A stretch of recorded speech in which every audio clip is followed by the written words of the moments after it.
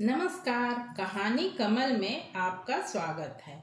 आइए आज सुनते हैं भगवती चरण वर्मा की लिखी कहानी प्रायश्चित। कहानी शुरू करने से पहले एक छोटी सी रिक्वेस्ट है। किसी भी कहानी का आत्मा कहें या सारांश कह लीजिए, कहानी के अंतिम भाग में ही होता है। तो कहानी का पूरा आनंद उठाने के लिए कहानी को पूरा अवश्य सुने और चैनल को सब्सक्राइब करें। कमेंट करके बताएं कि कहानी आपको कैसी लगी। तो आइए सुनते हैं आज की कहानी प्रायश्चित। अगर कबरी बिल्ली घर भर में किसी से प्रेम करती थी तो रामू की बहू से, और अगर रामू की बहू घर भर में किसी से घृणा करती थी तो कबरी बिल्ली से। रामू की बहू 2 महीने हुए मायके से प्रथम बार ससुराल आई थी। पति की प्यारी और सास की दुलारी 14 वर्ष की बालिका। भंडार गृह का चाबी उसकी करधनी में लटकने लगी। नौकरों पर उसका हुक्म चलने लगा और रामू की बहू घर में सब कुछ हो गई। सास जी ने माला ली और पूजा पाठ में मन लगाया, लेकिन ठहरी 14 वर्ष की बालिका कभी भंडार खुला रह जाए तो कभी भंडार घर में बैठे बैठे सो गई। कबरी बिल्ली को मौका मिला, घी दूध पर अब वह जुट गई। रामू की बहू की जान आफत में और कबरी बिल्ली के छक्के पंजे। रामू की बहू हांडी में घी रखते रखते ऊँघ गई और बचा हुआ घी कबरी के पेट में। रामू की बहू दूध ढककर मिश्राइन को अनाज देने गई और दूध नदारद। अगर बात यहीं तक रह जाती तो भी बुरा न था। कबरी रामू की बहू से कुछ ऐसे परच गई थी कि रामू की बहू के लिए खाना पीना दुश्वार। रामू की बहू के कमरे में रबड़ी से भरी कटोरी पहुंची और रामू जब तक आए तब तक कटोरी साफ।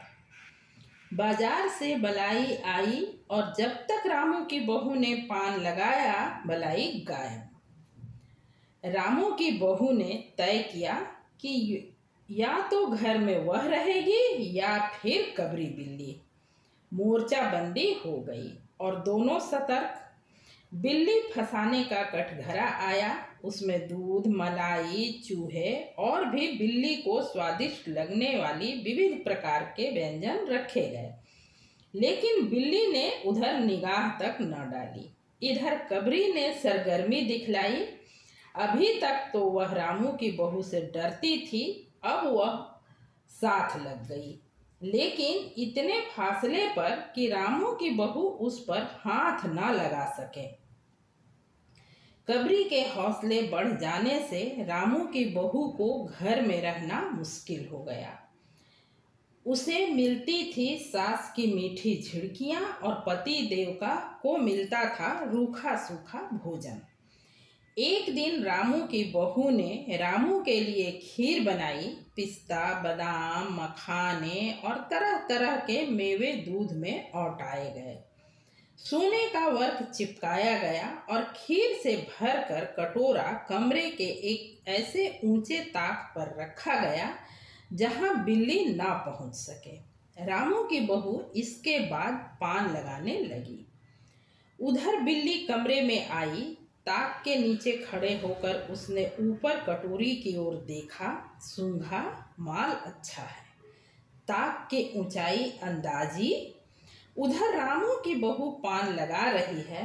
पान लगाकर रामू की बहू सास जी को पान देने चली गई और कबरी ने छलांग मारी। पंजा कटोरे में लगा और कटोरा झन्नाटेदार आवाज के साथ फर्श पर। आवाज रामू की बहू के कान में भी पहुंची। सास के सामने पान फेंक कर वह दौड़ी।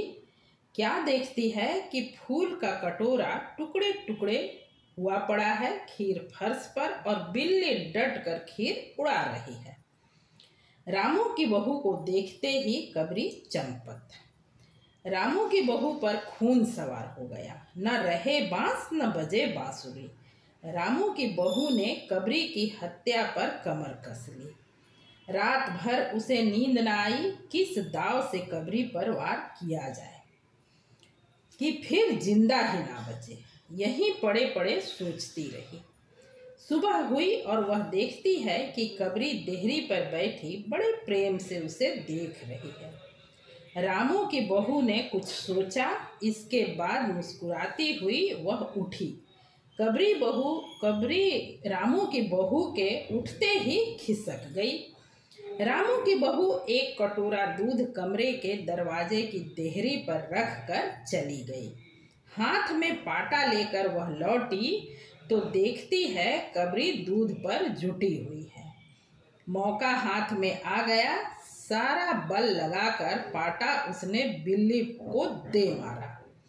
कबरी न हिली न डुली, न चीखी न चिल्लाई, बस एकदम उलट गई। आवाज जो हुई तो महरी झाड़ू छोड़कर, मिश्राइन रसोई छोड़कर और सास पूजा छोड़कर घटनास्थल पर उपस्थित हो गई। रामू की बहू सर झुकाए हुए अपराधिनी की भांति बातें सुन रही है।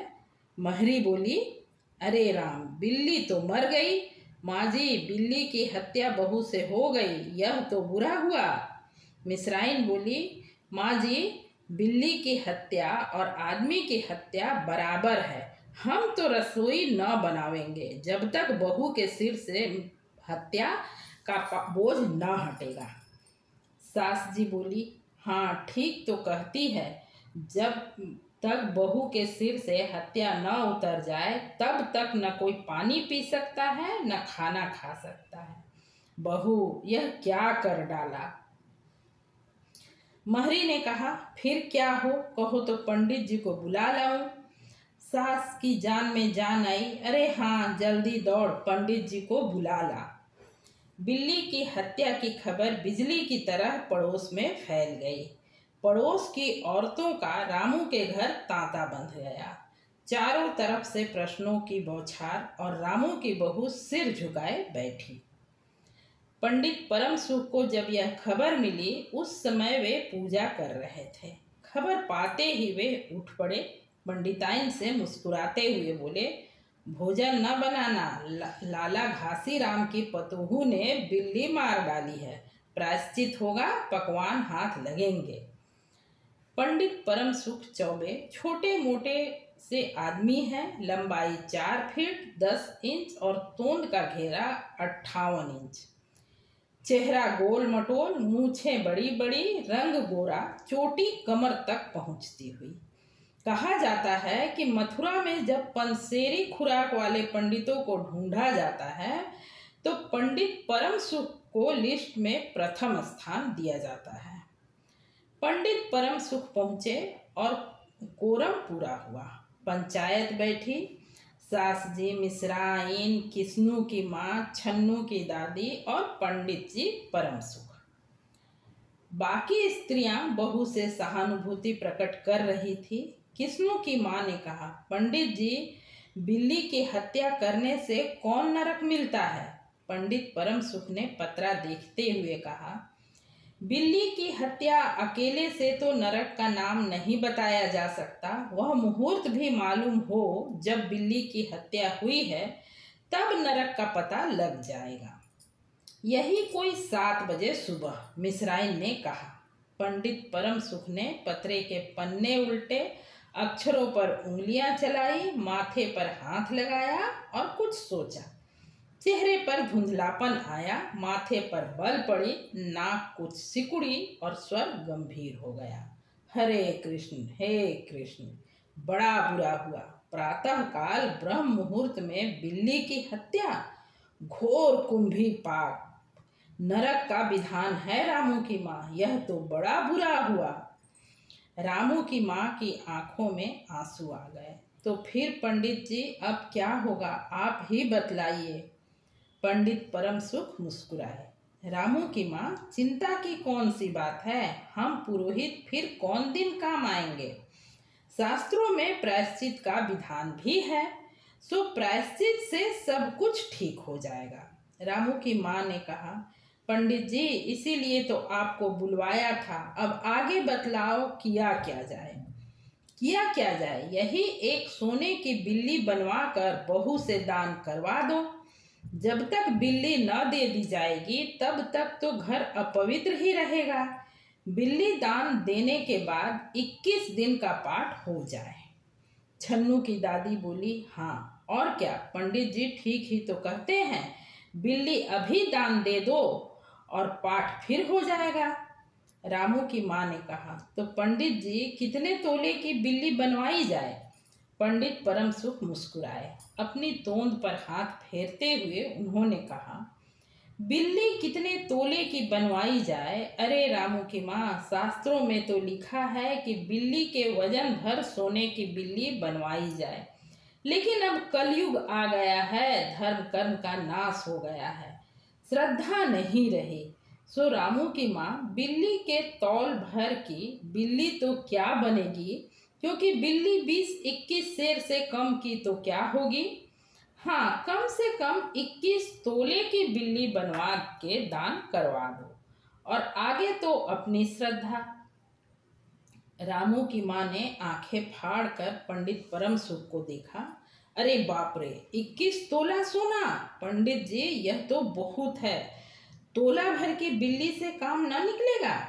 पंडित परम सुख हंस पड़े। रामू की माँ, 1 तोला सोने की बिल्ली, अरे रुपये का लोभ बहू से बढ़ गया। बहू के सिर बड़ा पाप है, इसमें इतना लोभ ठीक नहीं। मोल तोल शुरू हुआ और मामला 11 तोले की बिल्ली पर ठीक हो गया। इसके बाद पूजा पाठ की बात आई।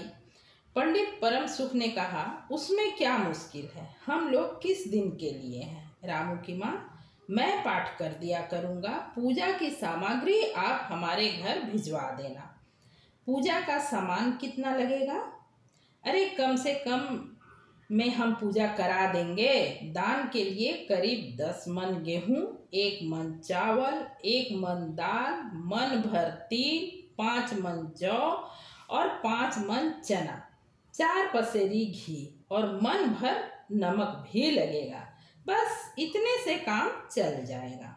अरे बाप रे, इतना सामान! पंडित जी इसमें तो 100-150 रुपया खर्च हो जाएगा। रामू की माँ ने रुआसी होकर कहा, फिर इससे कम में तो काम न चलेगा। बिल्ली की हत्या कितना बड़ा पाप है। रामू की माँ, खर्च को देखते वक्त पहले बहू के पाप को तो देख लो। यह तो प्रायश्चित है, कोई हंसी खेल थोड़े ही है। और जैसी जिसकी मर्जाद, प्रायश्चित में उसे वैसा खर्च भी करना पड़ता है।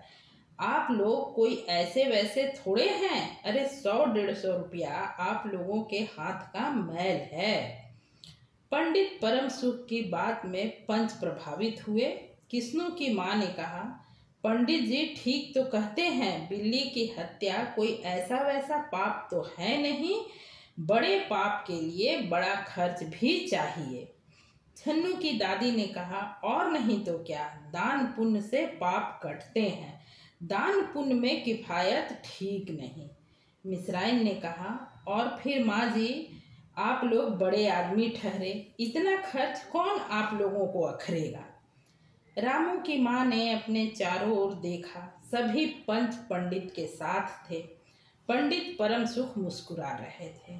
उन्होंने कहा, रामू की माँ, एक तरफ तो बहू के लिए कुंभी पाप नरक है और दूसरी तरफ तुम्हारे जिम्मे थोड़ा सा खर्च है, सो उससे मुंह ना मोड़ो। एक ठंडी सांस लेते हुए रामू की माँ ने कहा, अब तो जो नाच नचाओगे नाचना ही पड़ेगा।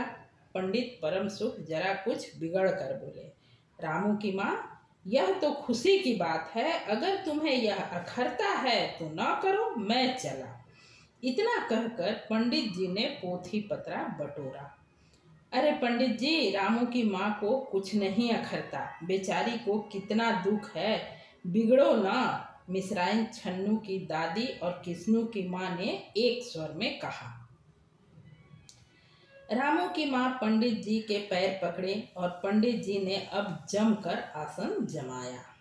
और क्या हो, 21 दिन के पाठ की 21 रुपए और 21 दिन तक दोनों बखत 5-5 ब्राह्मणों का भोजन करवाना पड़ेगा। कुछ रुक कर पंडित परम सुख ने कहा, सो इसकी चिंता ना करो, मैं अकेले दोनों समय भोजन कर लूँगा और मेरे अकेले भोजन करने से 5 ब्राह्मणों के भोजन का फल तुम्हें मिल जाएगा। यह तो पंडित जी ठीक ही कहते हैं, पंडित की तोंद को देखो। मिश्राइन ने मुस्कुराते हुए पंडित जी पर व्यंग किया। अच्छा, तो फिर प्रायश्चित का प्रबंध करवाओ रामू की माँ। 11 तोला सोना निकालो, मैं उसकी बिल्ली बनवा लाऊं। 2 घंटे में मैं बनवा कर लौट आऊँगा। तब तक तुम सब पूजा का प्रबंध कर रखो। और देखो, पूजा के लिए पंडित जी की बात खत्म भी न हुई थी कि महरी हाँफती हुई कमरे में घुस आई और सब लोग चौंक उठे। रामू की माँ ने घबरा कर कहा, अरे क्या हुआ, क्यों हाँफ रही है? महरी ने लड़खड़ाते स्वर में कहा, माँ जी, बिल्ली तो उठकर भाग गई। समाप्त। कहानी पूरी सुनने के लिए दिल से धन्यवाद। चैनल को जरूर सब्सक्राइब करें।